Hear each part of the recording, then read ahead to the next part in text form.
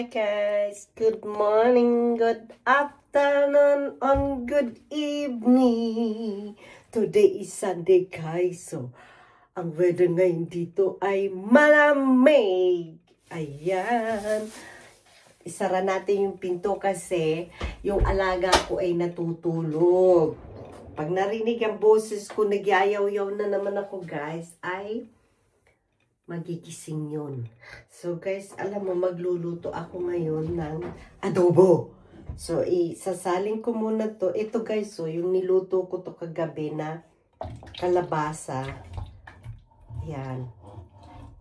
Napakasarap guys ng kalabasa dito. Yung bang matamis-tamis siya. Manamis-tamis. Ayan. Ngayon, magluluto ako. Kaya sinaling ko kasi gagamitin ko ngayon itong kawali na to. Tamang kay.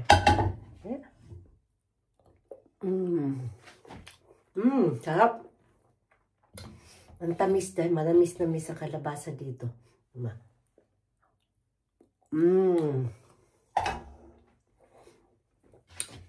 Isang buo yan. Ayan o. Bakit nilagyan ko lang siya ng baboy na konti. At saka ginisa ko sa sibuyas at bawang. Bala ng mga amoy tayo bukas sa company na amoy bawang ka. So, ngayon maghuhugas tayo ng kawali. So, hugas tayo.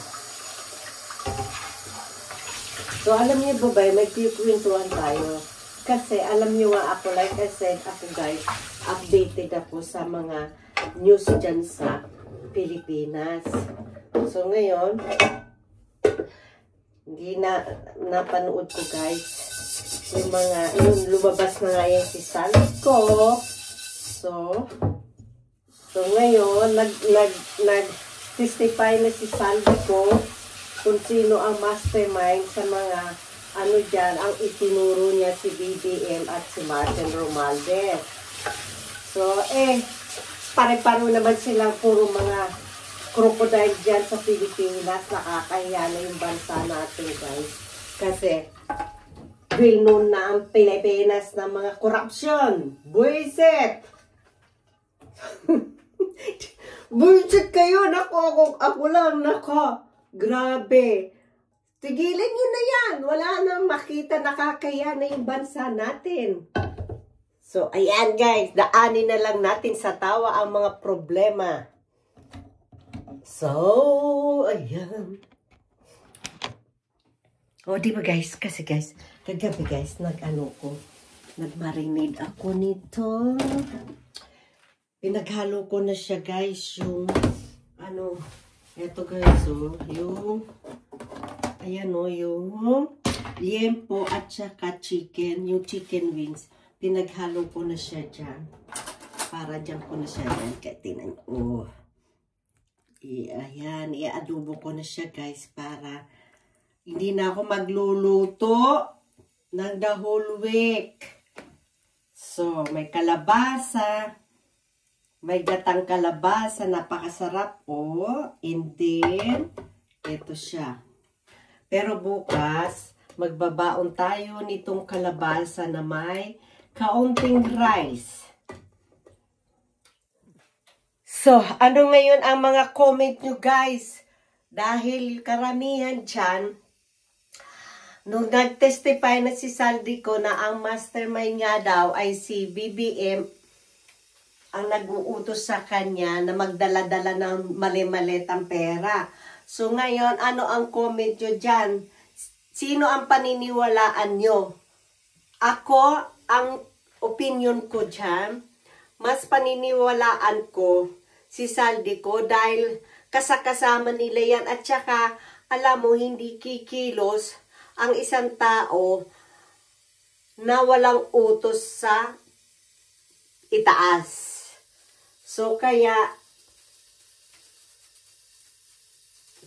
minsan napapaisip ako, yung karamihan, kaysa daw AI, kaysa daw utos, ayan, ang paglabas ni Saldico, bintang na naman yan sa mga Duterte.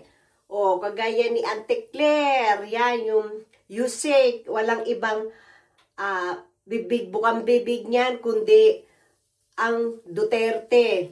Yan, pag may lumabas na issue, Duterte. Pag lumabas na laban kay BBM mga, Duterte. Wala nang katapusan ng Duterte. No? Kaysa ang mga Duterte magnanakaw. Alam nyo guys, kung magnanakaw ang mga Duterte, bakit ang bahay ni Duterte? 20 years, ganun pa rin ang itsura niya. Niwala nga siyang mansion. Niwala siyang Mercedes-Benz. Oh, yan ang isipin nyo, hindi ako. Alam mo ako, sinuportahan ko din yan si BBM dahil kay BP Sara. No? Pero ngayon nga, dahil nakita natin na 3 years na mahigit ang ng administrasyon na to, wala tayong nakikitang pagbabago. Walang naipatayong kahit na anong building or kahit na anong nagawa ni BBM, kundi puro mga ayuda, magkano, 1,000, 3,000. Hindi mabubuhay ang mga Pilipino sa ayuda. No, kailangan trabaho. Dinadaan nyo sa mga ayuda ang mga Pilipino para lang magustuhan kayo. My gosh! Magluto na lang nga tayo, baka hindi pa sumarap yung aking adobo, guys. Kasi magluto na lang tayo kasi baka hindi pa sumarap yung aking adobo sa inis ko. Baka mapunta yung inis ko dito sa aking adobo. O, di ba? So kaya ayan, mag-adobo na lang tayo. Baka iyan hindi pa masarap. Magalit pa sa akin, oh. Ayan, oh, guys, oh. Ganyan ako pag mag-adobo, guys. Ilalagay ko muna siya sa para i-boost na nga natin siya, guys. Boost na lang natin siya pa isa-isa kasi wala akong hirap mag-video ng isa ang kamay. Ay, naku, nahulog na. Yeah, daanin na lang natin sa adobo yung inis natin sa mga nangyayari dyan sa Pilipinas. So, ayan, nilagyan ko siya na konting kapal. Para mangka. Pakulkuluin natin siya ng bonggang-bongga. Ayan ang aking kusinang napakaliit. So, ayan na. Hintayin natin siyang kumulo at takpan. So, guys, tingnan na natin ang ating adobo. Ayan. Kumukulo na siya. Haluin. So, alam mo, yan lang ang expert ko na luto, kundi adobo. Very easy adobo.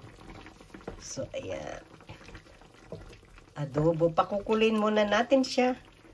Let's cook it in 15 minutes and then we will fry it to make it brown. So, takpan natin siya. At habang ako'y nagluluto, guys, ang aking alaga, andito na naman. Yapachan! Naamoy niya na ang chicken ko. Ang chicken. Na. Oh, come. Come here. Come here, so mami. Come. Yeah, ayan. Nagising na siya, guys. Kasi, ang ingay ko na naman. Ayan na yung ating adobo. Medyo, na siya, guys, natutuyot na siya ng sauce, pero hindi pa siya malambot. So, see, hintay natin siya na malambot. So guys, ayan na, guys, pinag-fry ko na siya para siya maging brown. So, ayan na siya. And then,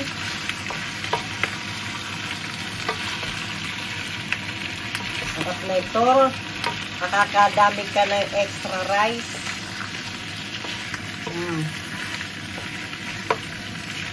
Dami na makakadami kang extra rice. Lambot na siya, guys. So, tingnan mo, oh.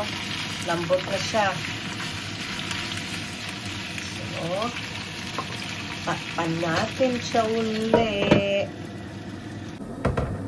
Hi guys! Eto na ang tikiman portion. Sarap. Ang grabe ito, sarap.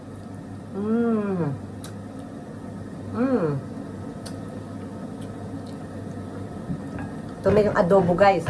Na. Wow.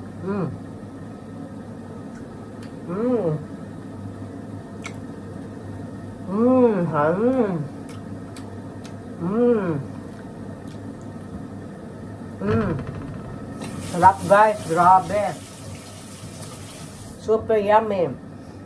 Ito din alaga ko guys, nangihingi din siya. Tingnan mo. Bibigyan natin siya. Gusto din yan tigma. Kanina pa yan nakaabang guys. Ayan o. O, ayan o. Yeah. 9 da. Yeah. Sarap. So, ganyan siya guys. Natikim din siya. Oh, smell good, Patsa? Ha? Yummy. Ganyan yan. Ang talas ng pang-amoy niyan, guys. So, guys, that's all for today. And thank you for watching. And see you for the next vlog again. Bye, guys. Nice weekend. Bye. If you like my video, please like and subscribe and comment down below. And please don't forget to share. Bye-bye.